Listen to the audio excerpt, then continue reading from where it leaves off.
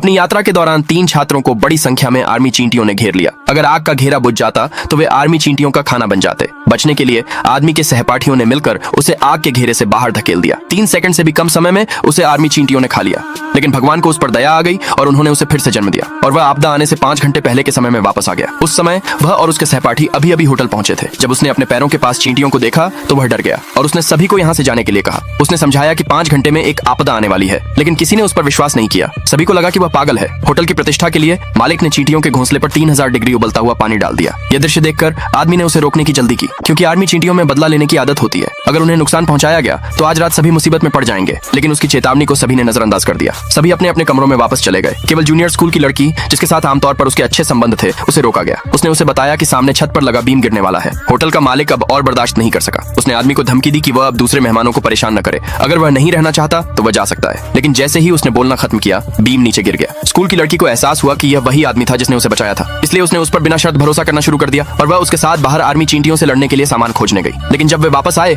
तो दूसरे सहपाठियों ने उन पर हंसा। उनके व्यवहार को कूड़ा उठाने वालों जैसा माना गया। होटल के सभी अच्छे कमरे भरे हुए थे। आदमी को एक खराब यूटिलिटी रूम दिया गया, लेकिन कमरे में सिरके की कई बाल्टियां थीं। आदमी बहुत खुश हुआ, क्योंकि सिरका आर्मी चींटियों का प्राकृतिक दुश्मन है। सुरक्षित रहने के लिए उसने लकड़ी के तख्तों से कमरे को मजबूत किया और उसने आत्मरक्षा के लिए उस मददगार स्कूल की लड़की को भी सिरके की एक बाल्टी दी। जल्द ही रात हो गई, लेकिन ये कपल, जिन्हें कुछ नहीं पता था, फिर भी अपना प्यार दिखा रहे थे। उसी समय एक आर्मी चींटी लड़की के पैर पर चढ़ गई। उसके बॉयफ्रेंड ने तुरंत उसे थप्पड़ मारकर मार डाला। उसने अपनी मसल्स दिखाई, लेकिन उसे नहीं पता था कि वह आर्मी चींटी का पहला शिकार बनेगा। डिनर के समय सब लोग आंगन में बैठकर खाने का मजा ले रहे थे। सिर्फ वह आदमी अपने कमरे में छिपा हुआ था, समय गिन रहा था। जब सब लोग मजे कर रहे थे, तब आर्मी चींटियों ने आखिरकार चलना शुरू कर दिया।